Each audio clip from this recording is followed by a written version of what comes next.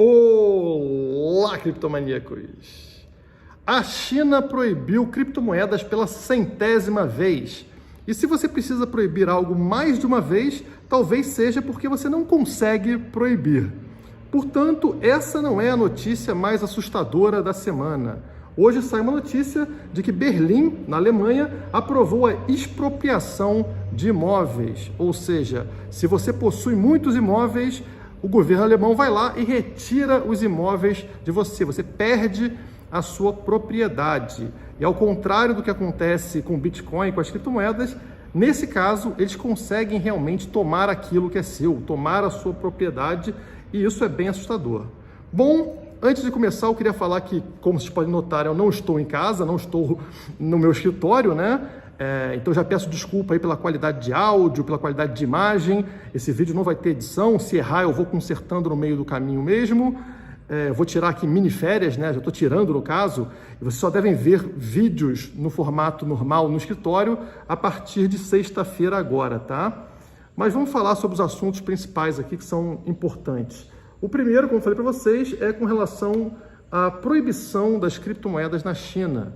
Isso sempre assusta os novatos, né? Quem entra naquele ano para o Bitcoin e para as criptomoedas fica apavorado, porque se isso acontecesse no mercado tradicional, no mercado centralizado, seria um pânico. Você está falando aqui de uma das maiores economias do mundo, que provavelmente será a maior economia do mundo em breve. Imagina ela proibindo, sei lá, alguma empresa, qualquer coisa do tipo. O valor disso iria lá embaixo e com motivos para isso acontecer, né? Mas como a gente está falando de um mercado descentralizado, a China não tem como proibir Bitcoin e criptomoedas. Ela pode querer fazer isso, mas não tem como, porque o Bitcoin não é uma empresa, não é centralizado, a China vai lá, ameaça uma empresa ou um empresário e pronto, aquilo deixa de existir. Não, ela não tem como fazer esse controle. O que ela pode fazer, obviamente, é proibir empresas do setor, né, exchanges, por exemplo, de atuarem no mercado chinês, de trabalharem ali dentro. E isso é negativo para quem? Para os chineses, né, para a população chinesa, que vai ter mais dificuldade de operar criptomoedas, mas continua podendo transacionar no P2P, né, uma pessoa diretamente para outra pessoa, e principalmente para a própria China como país, porque todas essas empresas interessadas em criptomoedas vão migrar para outros países. Esses países tendem a enriquecer. Então, uma proibição como essa seria como você proibir, sei lá, avião ou proibir computador. Quem que vai perder com isso? A própria China, porque os outros países vão evoluir, vão ter um novo segmento, um novo setor que vai gerar trilhões de dólares em breve, e a China não vai estar fazendo parte disso. E é por isso que eu acho que essa proibição dura pouco tempo, né? Na hora que a China começa a sentir essa pressão, ela volta atrás, como aconteceu diversas vezes na história. Aqui, por exemplo, vocês têm todas as vezes que a China fez uma proibição ao Bitcoin, né, e as criptomoedas, está aí no gráfico, e como vocês podem notar, o gráfico de preço do Bitcoin continua subindo independentemente das proibições da China. Por que isso acontece? Porque ela não consegue proibir. Então, ela precisa proibir toda hora o mesmo papo. Ah, estou proibindo o Bitcoin, porque ela sabe que isso vai gerar algum impacto, né? Os novatos vão ter medo, vão vender suas criptomoedas, abala um pouco, gera ali uma bola de neve, uma queda de preço. Só que quando você fica fazendo isso recorrentemente, isso perde força. A cada nova proibição, o impacto dessa proibição da China ele é menor, né? Ele gera um impacto negativo muito no curto prazo e depois isso acaba, isso deixa de ter um impacto relevante. Um ponto importante aqui é, se a China está banindo alguma coisa, provavelmente isso tem muito valor para a sua liberdade, porque a China não gosta de liberdade. Então, se a China está banindo, fique interessado nisso, né? Saiba que é bom para você. Ela recorrentemente tenta proibir acesso de internet, né? Restringir a internet dos chineses e também não consegue, né? E a internet é ótimo para você se educar, para você buscar informação de forma descentralizada, o que a China não quer. A China quer centralizar, ela quer falar que a informação que existe, que é correta, é somente a que o governo passa, e a internet continua existindo na China. As pessoas instalam VPN nas máquinas, por exemplo, e continuam acessando a internet. Só dificulta, principalmente para quem é mais pobre, quem tem menos informação, não sabe o que é um VPN, não consegue acessar por meio dele, aí fica sem conseguir acessar. Mas boa parte da população continua acessando graças à tecnologia descentralizada. E eu queria mostrar para vocês o seguinte, essa lista aqui, ela mostra o impacto de cada proibição da China no preço do Bitcoin. Então, você pode notar aqui, né, que tem um impacto dentro de 1 dia, 7 dias, 1 mês, 3 meses, o percentual de impacto que teve, e aqui embaixo vocês têm a média e a mediana desse impacto. Então, eu vou ler para vocês, já que não consigo colocar isso na tela hoje, é o seguinte, a primeira coisa que a gente percebe é que as primeiras notícias sobre proibição do Bitcoin aconteceram em 2013, tá? Há bastante tempo atrás. E tinha um impacto significativo. A primeira aqui teve um impacto no dia de menos 18% no preço do Bitcoin. Enquanto que a última aqui, né, antes dessa que a gente está falando, teve um impacto de 1% no dia, né, no preço do Bitcoin. Veja como cai, né, o impacto disso com a passagem do tempo, porque é muito frequente. Então as pessoas já percebem que proibir não significa nada. E mais interessante, vamos pegar a média dessas proibições, tá, de todas que aconteceram na história. A média, né, do impacto em um dia foi de 2%. Então caiu o preço em 2%. O impacto em 7 dias, né, 7 dias após a notícia, foi de 8% para baixo. O impacto após 30 dias da notícia foi de 5% para baixo no preço. E o impacto após 90 dias, né, a média de todas as notícias foi uma alta no preço de 53%.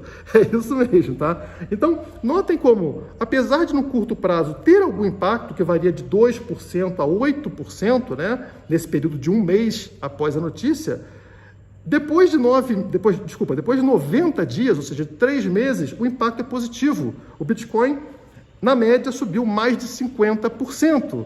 Ou seja, obrigado, China, você está fazendo um ótimo papel aqui de ajudar na subida de preço do Bitcoin. Você não consegue impedir isso de acontecer.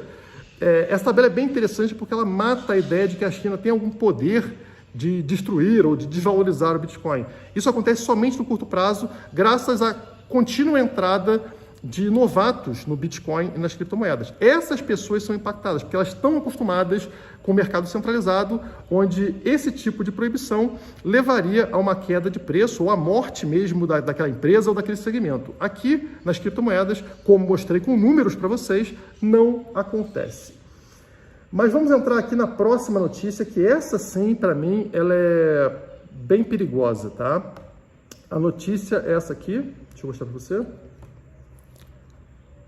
Berlim aprova expropriação de gigantes do mercado imobiliário. Saiu na Isto É, saiu em vários jornais, tá? Pesquisem aí. Isso significa o seguinte, é mais uma daquelas coisas voltadas para vamos taxar os mais ricos, né? Se a pessoa tem muitos imóveis, por exemplo, ela não pode ter muitos imóveis. Tantas pessoas querendo alugar um imóvel, comprar um imóvel, e tem gente com muito imóvel. O que a gente vai fazer? Vamos roubar quem tem mais. E a gente sabe que isso nunca funcionou na história e nunca vai funcionar. Então é muito triste e só reforça aqui a importância do Bitcoin, justamente por ser inconfiscável. Não interessa se o governo ou se boa parte da população acham que você deveria ser roubado porque você é rico. Eles não conseguem meter a mão no seu dinheiro. O Bitcoin é a única propriedade real que nós temos hoje, tá? Propriedade no sentido de que ninguém pode tomar aquilo que é seu, tá? É seu e ponto, gostem ou não. Então isso aumenta os fundamentos do Bitcoin. E vamos voltar aí um pouquinho, porque isso não começou com essa notícia de expropriação, tá? Essas maluquices em Berlim começaram já tem um tempo atrás. Vocês lembram, por exemplo, que eles congelaram o preço dos aluguéis. Eles começaram a achar que os aluguéis estavam ficando muito caros. Em Berlim, qual é a solução do governo? Congela o preço. Chega o proprietário e proíbe ele de aumentar o preço ou de colocar o preço que ele quiser no imóvel dele. Ele vai cobrar quanto o governo acha que ele tem que cobrar. É igual congelar preço de leite ou de carne ou de qualquer outra coisa. O que vai acontecer? Vai acontecer que você não vai ter mais oferta daquilo. Vai acabar, vai faltar na prateleira. E os imóveis também vão faltar. Vai faltar imóvel para locação se o proprietário não ganha dinheiro com isso. Óbvio, né? Então, logo depois dessa proibição lá em Berlim, lá na Alemanha, os jornais na hora, né, ficaram felizes da vida, né? Que legal, olha aí o comunismo, né, o socialismo, a gente está conseguindo finalmente fazer com que todos tenham acesso a tudo, né? Não é bem assim. A própria Folha de São Paulo, depois, em 2020, em dezembro de 2020, colocou esta matéria aqui. Deixa eu ver se eu consigo ler ao contrário, né? Ao forçar redução de aluguéis, Berlim vive queda na oferta de imóveis e confusão jurídica. Sim, como seria previsto, qualquer item congelado, acabou a oferta de imóveis em Berlim. Então, vou ler um pouquinho da matéria aqui para vocês entenderem o tamanho do problema. No final de novembro, Berlim deu mais um passo na política para baixar os aluguéis da cidade. Depois de congelar os valores, no início do ano, a prefeitura da capital alemã determinou que os donos reduzam o preço em contratos considerados caros demais. Quem define o que é caro demais? Caro e barato é subjetivo, correto? É o proprietário que tem que definir quanto vale o aluguel do imóvel dele, e não um político, um burocrata, um parasita qualquer, falando assim, não, teu imóvel, você está cobrando 5 mil? Eu acho que tem que cobrar 500. Que loucura é essa, né? Mas vamos continuar. Proprietários que cobram além desses limites foram obrigados a baixar o preço imediatamente, tá? Sob ameaça, claro, né? Olha a arminha do Estado na tua cabeça. A medida, no entanto, tem gerado problemas. O número de imóveis no mercado caiu antes mesmo de a regra entrar em vigor, fruto do congelamento dos preços, como a gente falou aqui. O total de locais ofertados para alugar caiu 77% na comparação entre outubro de 2020 com o mesmo mês de 2019. Então, de outubro de 2019 para outubro de 2020, tivemos 77% a menos de imóveis para alugar. Olha o tamanho da queda. Então, se já era problemático você alugar um imóvel na cidade, imagina com 77% menos oferta de imóveis. É exatamente o problema que a gente vê. No mesmo período, o valor médio dos aluguéis para contratos novos subiu de 11,10 euros para 12 euros por metro quadrado, uma alta de 8%, uma vez que o congelamento não afeta imóveis construídos a partir de 2014. Então, o que aconteceu? Aqueles imóveis onde essa regra valia, né, ou seja, o proprietário não podia definir o valor, deixaram de ser alugados. Os que estavam fora dessa regrinha, os imóveis novos que podiam alugar, eles agora eram mais escassos. Eles sabiam que existiam menos imóveis para serem alugados. O que eles fizeram? Levantaram o valor. Portanto, o aluguel ficou ainda mais caro e mais escasso para quem queria alugar.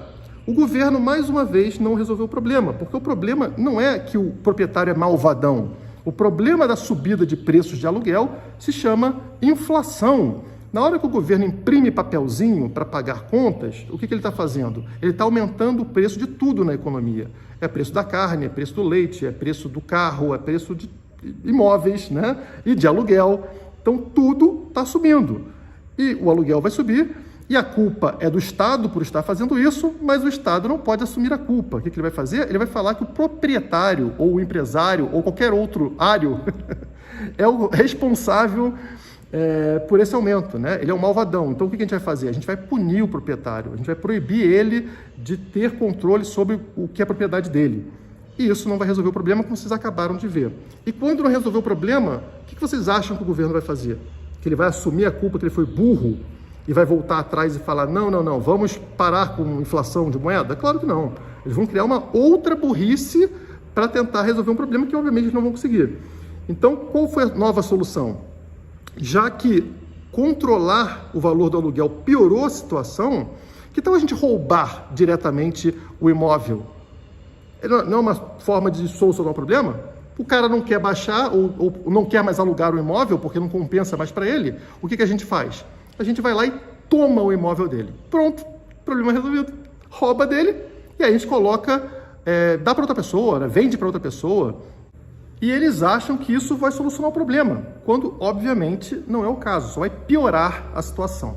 Vamos ler um pouquinho a matéria para vocês entenderem que esse não é um problema exclusivo do Estado, é um problema da sociedade. As pessoas, em geral, entendem que, para solucionar o problema, você pode roubar o seu vizinho. Tá? Você não tem que atacar a raiz do problema, que é o Estado gerando inflação, por exemplo. A pessoa não entende isso. Ela fala, o meu vizinho que é malvado porque tem muitos imóveis e não me aluga de graça, ou barato. Então, vamos atacar o vizinho. Olha a notícia aqui. Os moradores de Berlim votaram a favor de uma medida que prevê expropriação de imóveis de grandes proprietários do mercado imobiliário em um referendo realizado neste domingo. 57% dos berlinenses aprovam que o governo retire esses imóveis das mãos de um pequeno grupo de empresas para manter essas residências para os moradores locais. Vocês têm ideia do que são 57% das pessoas aprovando roubo? É isso. Ela está falando assim, se o cara tem mais do que eu, pode roubar ele. É assim que a gente resolve problemas da sociedade. E é por isso que democracia não funciona. Democracia é um bando de gente ignorante decidindo sobre a sua vida. Então, as pessoas estão defendendo roubo. É isso. Você traduz isso aqui como 57% das pessoas aprovam o roubo de propriedade. É isso. Poderia ser imóvel, Bitcoin, ouro, dinheiro, não interessa. Aprovam o roubo.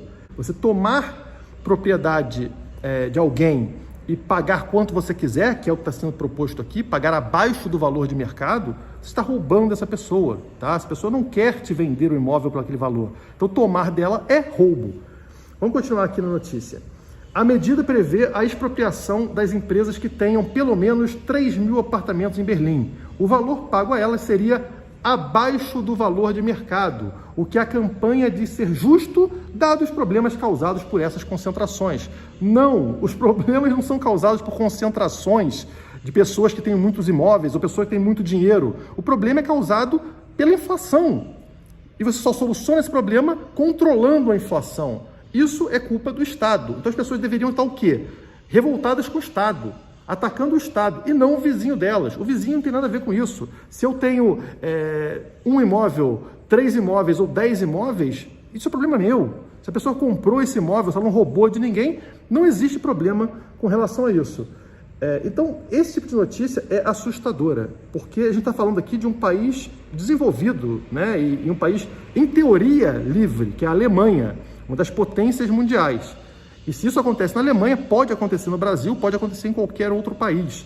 E acaba aqui com qualquer segurança jurídica de você possuir propriedade. Porque se as pessoas ali, né, se a maioria achar que você deve ser roubado para resolver algum problema, pronto, você perdeu o seu imóvel. E o que vocês acham que vai acontecer em Berlim? Vocês acham que vai ter mais pessoas construindo imóveis, então construtoras interessadas na construção de imóveis, ou menos? Vocês acham que vão ter mais pessoas agora investindo em imóveis ali na Alemanha ou menos pessoas? O que vocês acham que vai começar a acontecer ali na cidade? Total deterioração dos imóveis, né? Dessa economia em Berlim.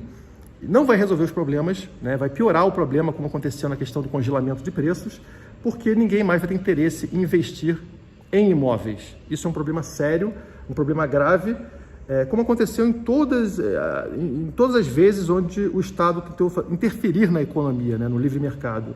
É muito triste e é justamente por isso que o Bitcoin ganha mais e mais valor a cada dia que passa. É a única propriedade que você não tem esse risco. Todas as outras você tem. Tá? Como eu falei, o Estado vai inventar desculpa para te cobrar mais imposto, porque ele vai estar ajudando os mais pobres, segundo eles, né? Vai estar resolvendo algum problema, então isso justifica tomar dinheiro dos mais ricos, que cada dia que passa, essa faixa dos mais ricos vai baixando, né? O mais rico era quem era milionário, agora daqui a pouco é quem tem 500 mil, daqui a pouco é quem tem 100 mil, já é muito rico, e assim por diante. Um completo absurdo. E ele vai fazer isso com dinheiro, vai fazer isso com imóvel, vai fazer com tudo que eles puderem. A única coisa que eles não têm controle, não conseguem tomar de você, se você tomar, claro, o cuidado adequado para isso, né? Ter sua carteira de criptomoedas sem que ninguém tenha acesso a ela, sem ter passado por dentro de uma corretora onde você deixou todos os seus dados, enfim, vocês já sabem disso, né? É o Bitcoin. O Bitcoin nos protege desse tipo de roubo, que está se tornando cada dia mais frequente e cada dia em locais mais próximos da gente, né? Em países desenvolvidos. Não estamos falando aqui mais de bizarrices como Coreia do Norte, como Venezuela, como Cuba. A gente está falando nem sobre China, a gente está falando sobre a Alemanha. Então, para mim, isso é preocupante, isso reforça a necessidade do Bitcoin se tornar padrão para tudo, né? Quando a gente fala de reserva de valor, o Bitcoin ele vai ter que se tornar reserva de valor, porque é a única coisa que dá essa segurança jurídica para qualquer pessoa e para qualquer empresa. Imagina essas empresas que investiram aqui, sabe-se lá quantos milhões, quantos bilhões em Berlim e agora perdem tudo. O governo define quanto vai pagar por esses imóveis. Metade do valor? 1/3 do valor? Ninguém sabe. E aí? Será que vale a pena investir em imóveis? Meus avós falavam que era legal, é um bom investimento, mas hoje em dia parece que já não é mais tão bom assim, né? Parece que só nos resta mesmo o Bitcoin. E para fechar esse vídeo, vai aqui uma homenagem para o governo alemão e para o governo chinês, com uma citação do grande boxeador Muhammad Ali, que não foi para o Bitcoin, mas poderia ser. Suas mãos não podem atingir o que os seus olhos não podem ver.